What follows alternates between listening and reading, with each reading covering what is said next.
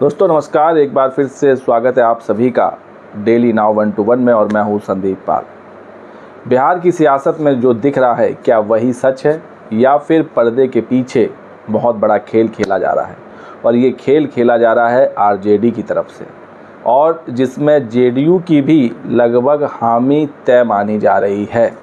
लेकिन दिखाया ये जा रहा है कि आरजेडी और जेडीयू अब एक दूसरे के कट्टर प्रतिद्वंदी बन गए हैं। लेकिन क्या ये आप कल्पना कर सकते हैं कि ऐसा हो सकता है? क्योंकि एक तरफ जहां तेजस्वी यादव लगातार नीतीश कुमार को घेर रहे हैं, फिर चाहे वो कानून का मुद्दा हो, भ्रष्टाचार का मुद्दा हो, लॉ एंड ऑर्डर का मुद्दा हो, हर मुद्दे पर तेजस्वी यादव नीतीश कुमार पर हमलावर हैं। बेरोजगारी, नौकरी, रोजगार, पलायन, तमाम मुद्दों पर नीतीश सरकार की खिंचाई कर रहे हैं। और ऐसा लग रहा है कि इस बार जेडीयू और आरजेडी का गठबंधन होगा नहीं।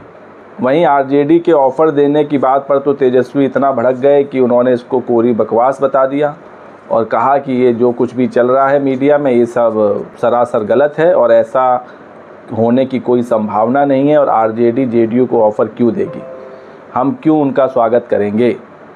ये सब चल रहा है तेजस्वी यादव की तरफ से। लेकिन इसी के पैरेलल या कहें इसी के विपरीत लालू और राबड़ी लगातार एक के बाद एक नीतीश कुमार की जेडीयू को ऑफ़र दे रहे हैं, इशारों में ऑफ़र दे रहे हैं। 2 बार तो लालू यादव खुले बयान दे चुके हैं कि नीतीश कुमार के लिए उनके दरवाजे हमेशा खुले हैं, और जब उन्होंने कहा था कि हम लोग के होते हुए कैसे बीजेपी बिहार में आ जाएगी, तो उस हम लोग में भी जेडीयू को जोड़ा गया था। तमाम राजनीतिक पंडित हैं वो भी इसकी व्याख्या कर रहे थे और बता रहे थे ये जो हम है, इस हम में आरजेडी, कांग्रेस और जेडीयू भी है। और होली के दिन लालू यादव ने एक और संदेश दिया। वो संदेश तो था होली की शुभकामना का, लेकिन जो उसके सियासी मायने हैं वो बेहद ही गंभीर हैं और उसे समझने वाले हैं। दरअसल होली पर लालू यादव ने देशवासियों को शुभकामनाएं दी, और जो उन्होंने सोशल मीडिया पर ट्वीट किया उसमें उन्होंने लिखा, पुरानी बात भूलकर नई शुरुआत की बात कही। ये पुरानी बातें, अब ये पुरानी बातें किसके लिए कही गई हैं ये सब आप समझ गए होंगे, और नई शुरुआत की बात कही। तो पहले आपको बताते हैं कि उन्होंने अपने ट्वीट में क्या कुछ कहा। उन्होंने लिखा कि हम पुरानी बातें भूलकर आओ करें नई शुरुआत, प्रेम और अपनत्व के भाव से समाज में हो हर बात, सभी देशवासियों को होली की हार्दिक शुभकामनाएं।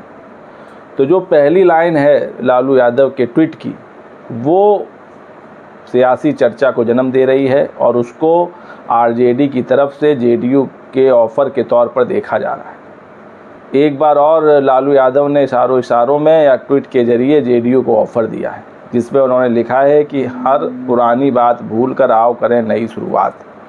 तो ये जो नई शुरुआत की बात कही गई है, इस पर जोर है सभी का। अभी जब बजट सत्र चल रहा है बिहार में, तो राबड़ी देवी भी नीतीश कुमार पर लगातार हमलावर हैं। उनको बहुत कुछ कह डाला, उनको ये तक कह डाला कि वो भांग पी कर आते हैं, महिलाओं का अपमान करते हैं, और तमाम तरह के उन्होंने आरोप लगाए।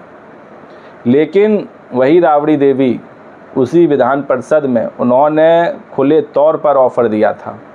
उन्होंने कहा था कि अगर नीतीश कुमार बीजेपी का साथ छोड़ दें तो हम आपके साथ आ जाएंगे। ये बात उन्होंने खुले तौर पर कही थी। तो कई बार लालू यादव भी कह चुके हैं, जेडीयू को ऑफ़र दे चुके हैं खुले तौर पर। राबड़ी देवी भी भले ही उन पर एक के बाद एक बड़े हमले बोल रही हों, उनकी आलोचना कर रही हों, लेकिन गठबंधन का जो ऑफ़र है वो भी बीच बीच में छोड़ दिया जाता है। और अभी भी आरजेडी में चाहे राबड़ी देवी हों, लालू यादव हों, मीसा भारती हों, सब नीतीश कुमार को ऑफ़र दे चुके हैं गठबंधन में आने का, महागठबंधन के साथ आने का। सिर्फ तेजस्वी यादव हमलावर हैं, और इसकी भी एक वजह है। दरअसल जो खेल चल रहा है वो ये कि अगर एनडीए में जो नेतृत्व करने वाली पार्टी है बीजेपी, उसको अगर लगा कि चुनाव से पहले जेडीयू और आरजेडी का गठबंधन होने वाला है, तो हो सकता है ईडी और सीबीआई की जांच फिर तेज हो जाए। जो जांच एजेंसियां अभी तक चुप बैठी हैं, उनका मुंह बिहार की तरफ मुड़ जाएगा, ख़ास तौर से आरजेडी की तरफ।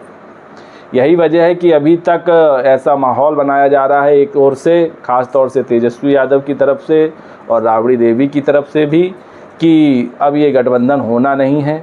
नीतीश कुमार को तेजस्वी ने ना जाने क्या क्या कह डाला, टायर्ड कह डाला, रिटायर्ड कह डाला, कहा कि उनसे बिहार संभलने वाला नहीं है। वहीं नीतीश कुमार भी काफ़ी एग्रेसिव दिखे और उन्होंने भी राबड़ी देवी पर कई तरह की बातें कहीं, जिसका काफ़ी बवाल भी हुआ, हो हल्ला मचा।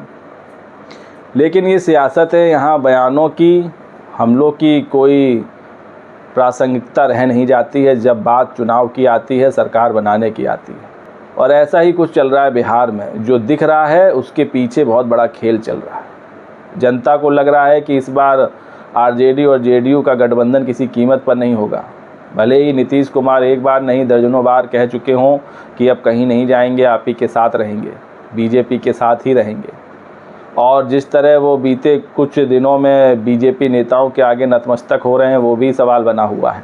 लेकिन कई ऐसे मुद्दे हैं जिस पर जेडीयू और बीजेपी की राय अलग अलग है।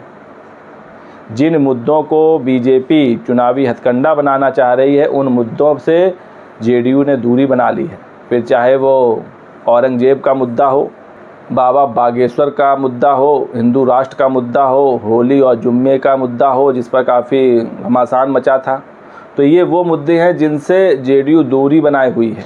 लेकिन जो बीजेपी है वो इन मुद्दों को सियासी हथकंडा बनाना चाहती है। तो विचारधारा दोनों पार्टियों की अलग अलग है। जेडीयू समाजवाद की विचारधारा वाली पार्टी है और जो भारतीय जनता पार्टी है वो हिंदुत्व वाली पार्टी है, उसकी विचारधारा हिंदुत्व की विचारधारा है। तो इन दो विचारधाराओं का मेल होता दिख नहीं रहा है। भले ही सत्ता के लिए, शासन के लिए दोनों एक हो गए हों, लेकिन विचारधारा अभी भी अलग अलग है। वहीं चर्चा तो इस बात की भी है कि नीतीश कुमार की जेडीयू में बीजेपी स्लीपर सेल बना रही है। वो स्लीपर सेल जो जेडीयू के ही बहुत वरिष्ठ नेता हैं, उनको तैनात कर दिया गया है और कोशिश की जा रही है कि किसी तरह जेडीयू को कमज़ोर किया जाए। तो नीतीश कुमार के सामने पार्टी बचाने की भी चुनौती है, क्योंकि पिछले चुनाव में जिस तरह का परफॉर्मेंस जेडीयू का रहा, उसकी उम्मीद नीतीश कुमार ने भी नहीं की थी। इसके अलावा सीट बंटवारे को लेकर भी टेंशन है कि बीजेपी इस बार नीतीश कुमार को कितनी सीट देती है। क्या 115, 120 सीट देगी, ये भी बड़ा सवाल है।